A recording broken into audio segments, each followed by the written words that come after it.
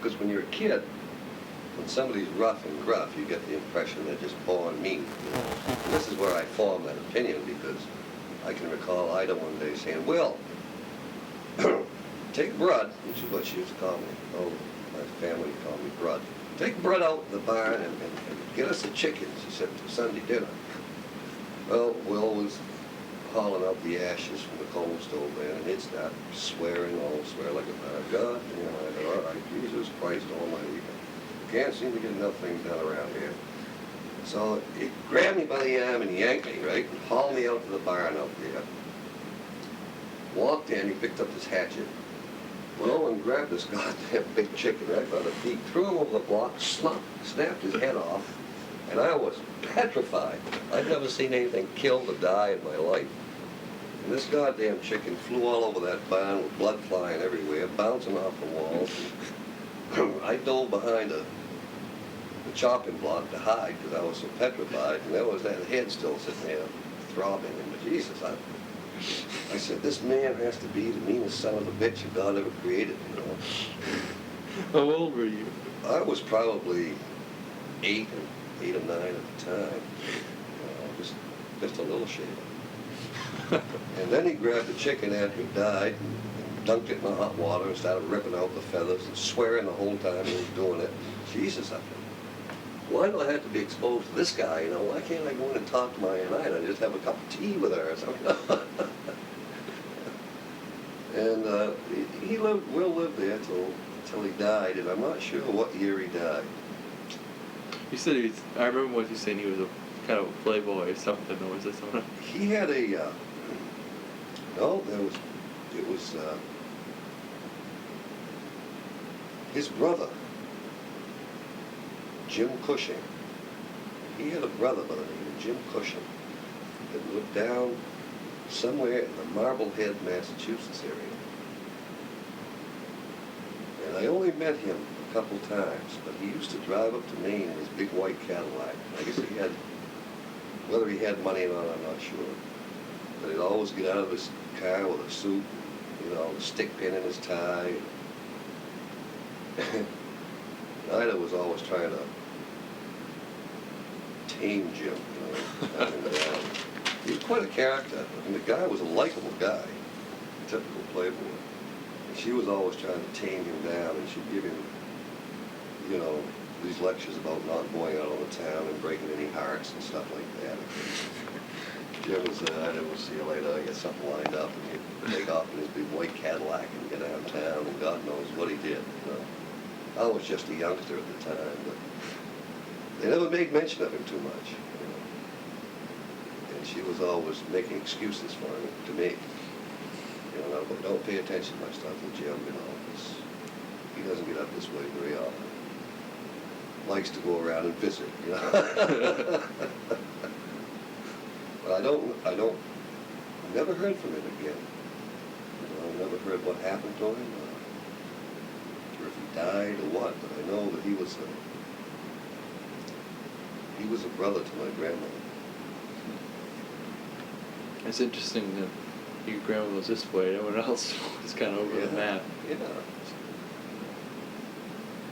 Your sister Carol, I think, attributes that to you. So your grandmother was the only one who really had any religious upbringing.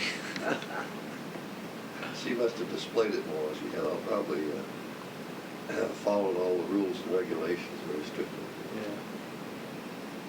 But I was going to say. Oh, did I ever tell you how I met some people up at school that were from Cushing, Mass?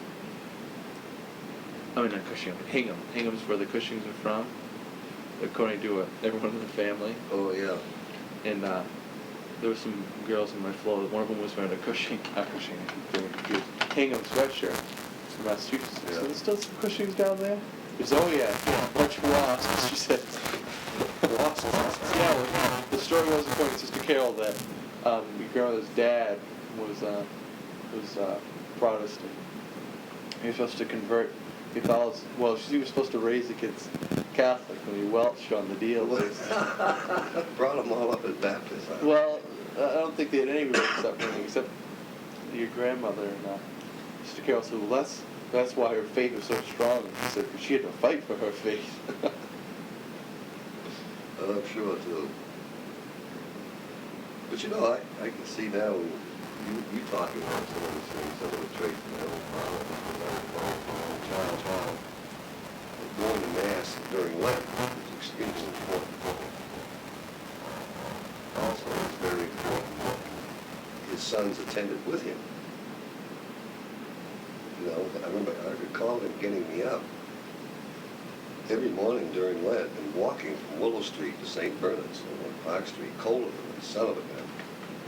And I'm on, you know, because I would say, geez, Dad, you know, what are we doing? Why are we, it's not Sunday, why are we going to church? Well, it's Lent, and you're supposed to go to church every day during Lent. But, you know, I said, I got friends that, Methodists and stuff like that, they don't go to church every day during Lent. Well, he said, you don't want to go to hell, do you? Oh, no, I don't want to go to hell. Well, you go to Mass every day during Lent. You also give up something that's very important, something you like real well. Why don't I have to do that? You don't want to go to hell, do you? No, I don't want to go to hell. You know? Did you say that a lot? Yeah. This was a youngster, you know, so. I mean, I was raised in a religious atmosphere that taught the fear of God, you know. I think that times have changed. Now they're teaching more love of God than they have fear of God. But I mean, I was taught.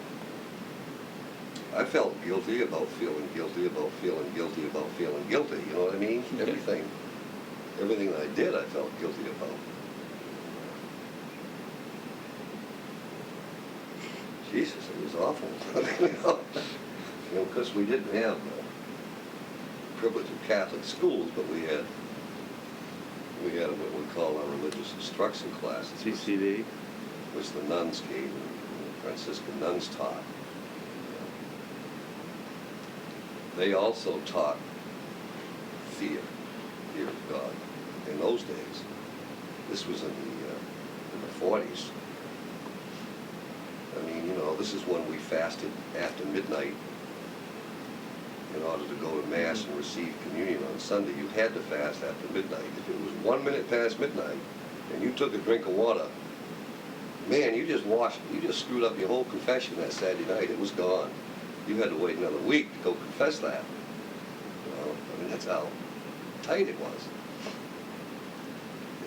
And everything was a sin, you know. I don't recall anything that wasn't a sin. Everything I liked and, you know, was either immoral, illegal, and fatty, you know. So it must have been a surprise when Vatican II came around. Yeah, very much so.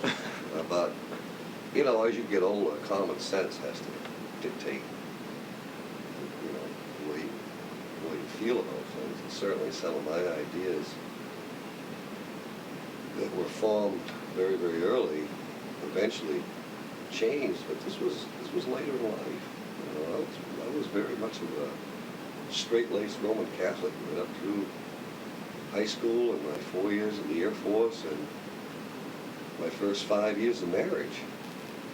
I mean, Jesus, I was the pillar of the church, for Christ's sakes.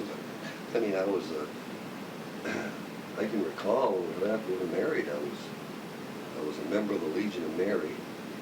I organized a junior presidium for the Legion of Mary.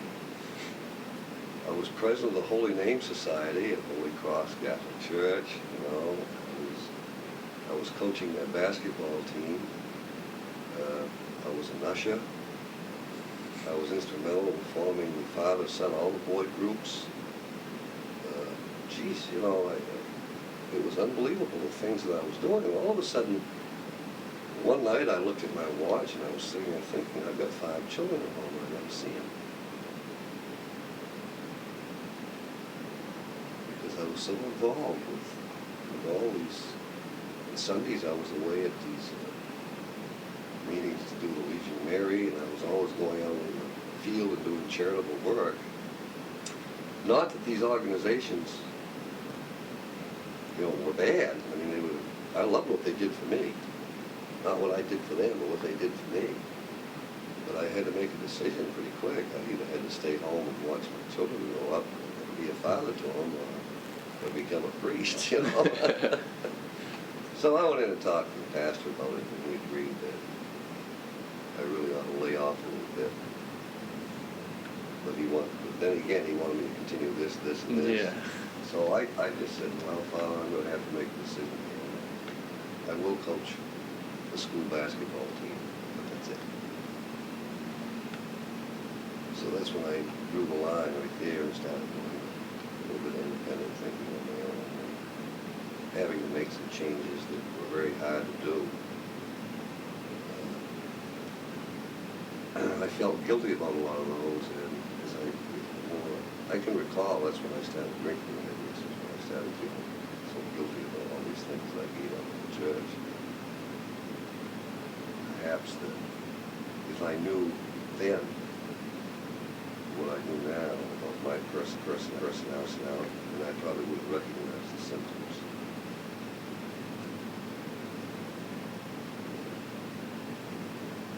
Wow.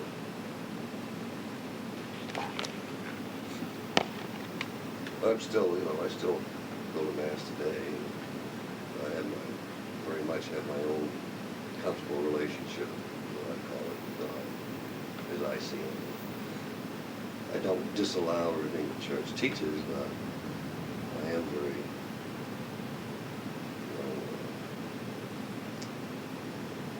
I take a look at everything they teach myself. Not that I'm self-interpreting, but how it applies to me and how I feel. Because there comes a time, I think, when you have to grow up a little bit. Like St. Paul says, put away the things of a child, take on the things of a man. That has to happen. But a lot of those teachings and fears were so deep-rooted that I had real problems with that later on. And most of the people that I've talked with were psych patients at VA. Were all Roman Catholic. I'd say 90% of them all had the same type of guilt feelings growing up. Caused real problems, real emotional problems, and drinking problems.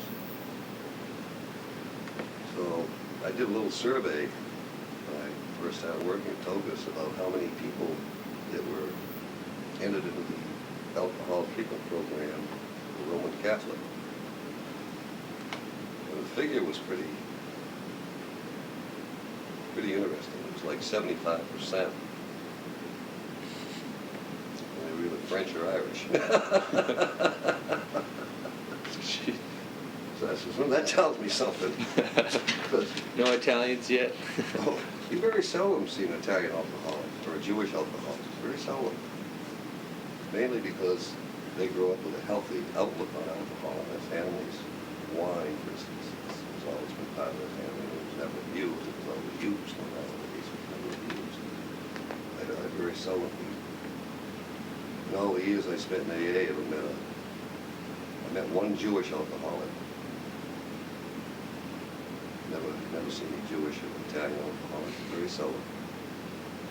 I just have a lot of respect for the way they handle it. And I taught that from an early age. And I think that comes from the old country. Whereas, if you have this reputation as an Irishman, you're pugnacious, and, you drink a lot of, you like your whiskey, and you're a hard worker, and, it's, you come over this country and become a cop. Which is what both my grandfathers were. Yeah, the French were always good drinkers. So I think a lot of it is, is handicapped generation to generation, how you behave. Everybody has their own little corner of the world, that they end up in. It's amazing sometimes when you just sit back and look at all of it and say, Jesus, you're really pretty insignificant. So you try to do something, I try to do something positive for the community. Myself, I love teaching children what the things I've been taught and the things I enjoyed as a youngster, such as golf and basketball. I enjoyed those immensely. I had a lot of good memories of golf and basketball. So as a result, I like to teach that. I like to give that to the kids and let them utilize it. They may never be adept at it, but at least they have some good memories of doing it. I see kids today that in their 30s remember all of the stuff we did when I was coaching Pee Wee basketball. And Jesus, they'll sit down and tell me all these things I used to say and do. And I said, now you have to remember, you know, I was drinking on a daily basis then.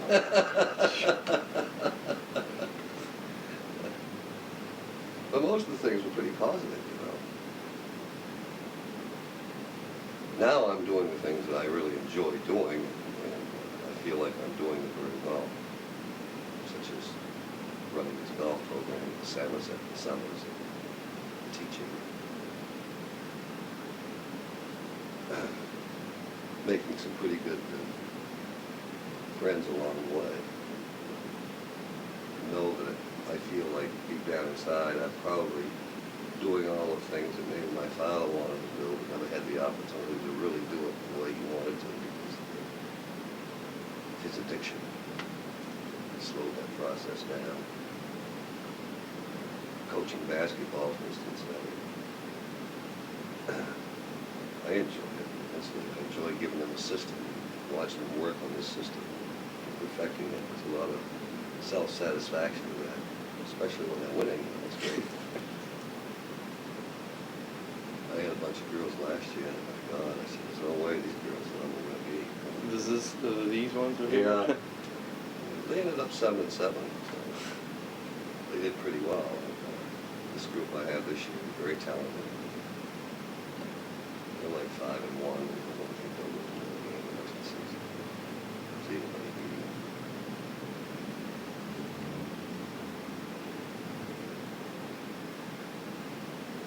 So it's fun to do, and I've enjoyed the relationship with some of these kids since the 4th grade. You know, when I first had them at Pee Wee level. Now I'm working with them on a high school level. It's even more fun, and they're very comfortable with me because they know how much of a practical joker I was when I worked with those kids. So it's not unusual for them to come up with really something off the wall.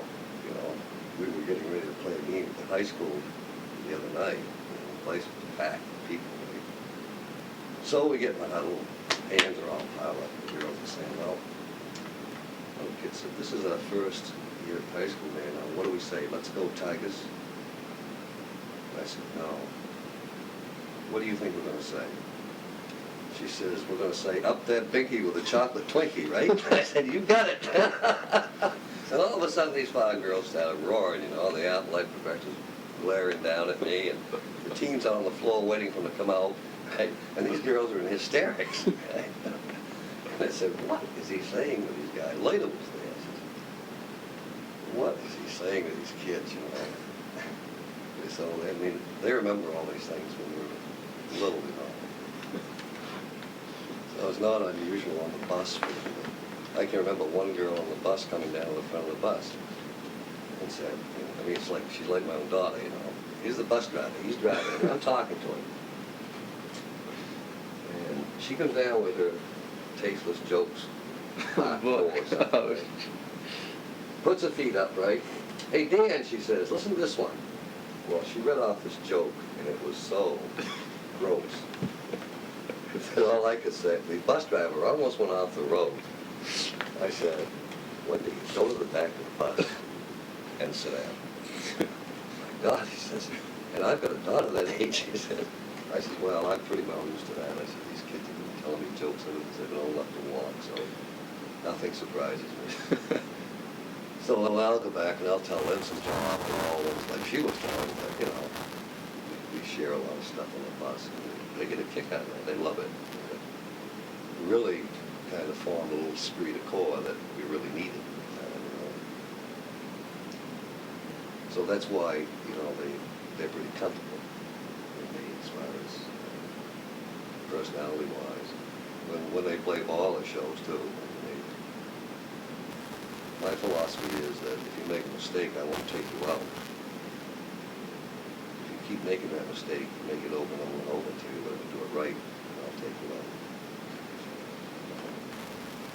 Because that's so used to being hauled out of the ball game when they make a mistake.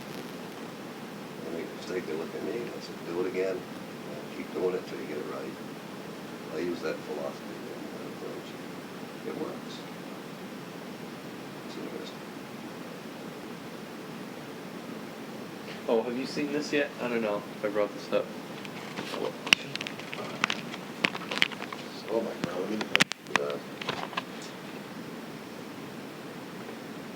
you know, I never felt bad about that. Like, wow, I just feel bad where he's going, you know.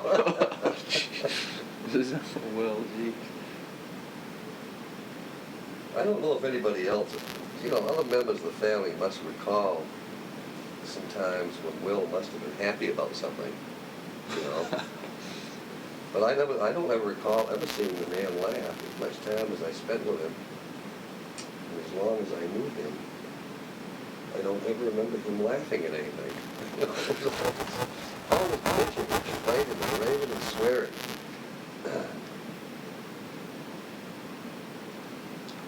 These are really some golden oldies here.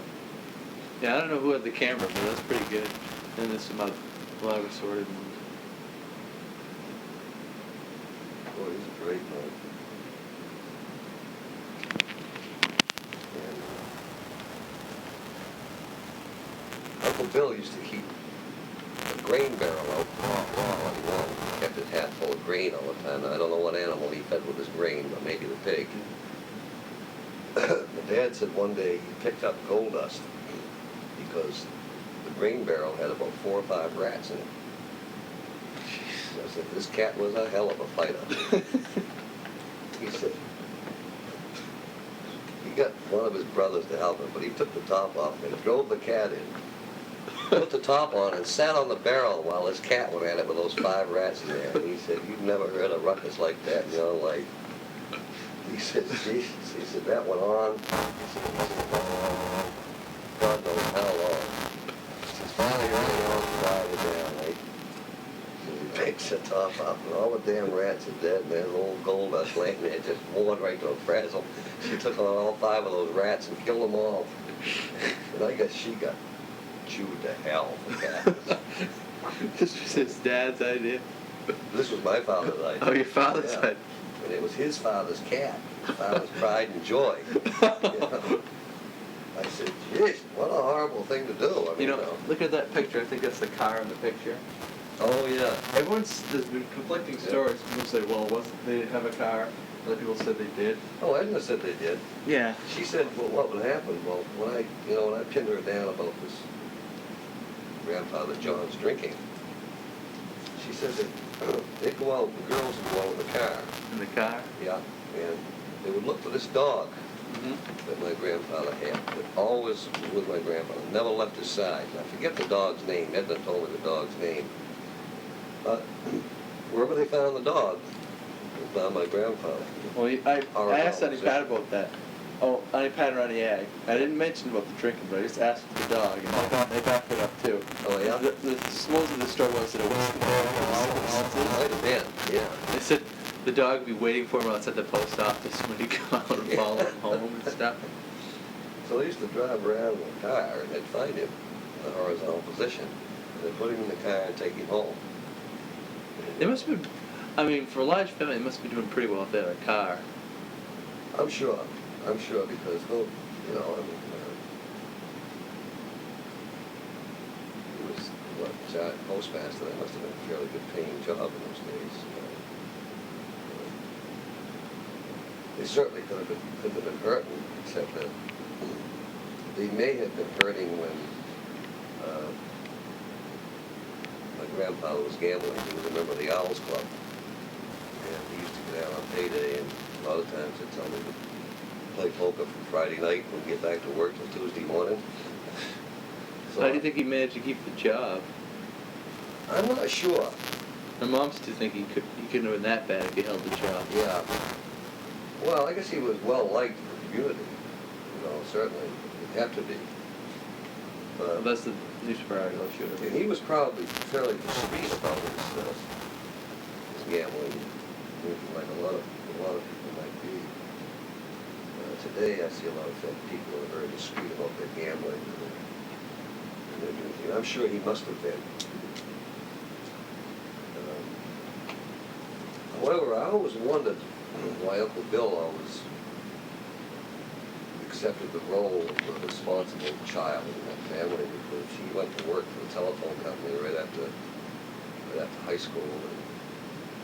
And I can remember my father always telling me that he brought home the paycheck to my grandmother and gave it to her. And she supported the family from this. And at that I'm saying, well, you know, myself, where's the other check from the grandfather, you know, the father? But it seemed like it was always Uncle Bill that took care of everybody. He was sort of the guardian, the caretaker, the responsible child, or whatever. And it was always his finances that went to his mother.